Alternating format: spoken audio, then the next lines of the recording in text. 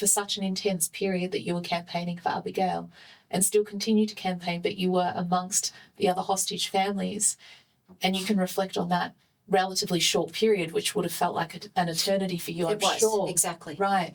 So how, from what you've gone through yourself and what you've observed with the other families, where are they getting this strength and this energy to go on while they're going through the most horrific of traumas?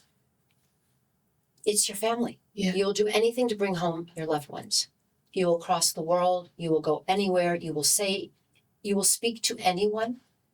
And many of the families were going to European leaders, and because many of these people were from different nations, and they met with the Pope. They met with the UN. But in the end, I have to say that it was the US government working to make sure that there was support for Israel, bipartisan for the hostages, President Biden and his team, and the Qataris were the mediators. And so you knew who you had to speak with. And the Qatari ambassador in DC was meeting with families, Americans and non. I know that the Qatari ambassador in England was meeting. There were no other Arab nations that met with any hostage families. We tried, in DC at least. But you just kept going. You get up every morning and you think, as a hostage family or somebody like myself that is a hostage family with Abigail released, what am I going to do today? How much can I do? And at the end of the day, what more can I do? What didn't I do?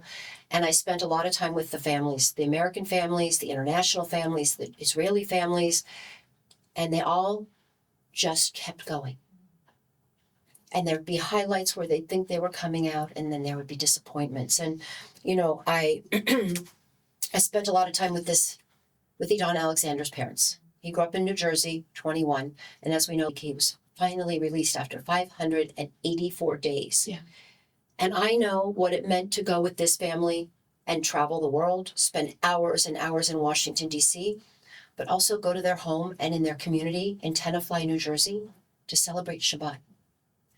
And how do you say to a mom and a father, Shabbat Shalom, every Friday, when their child is not there to have Shabbat dinner with them?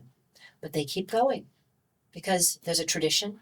That's the warmth of, you ask how do people, it's the warmth of community, of family. This was how they could get through it.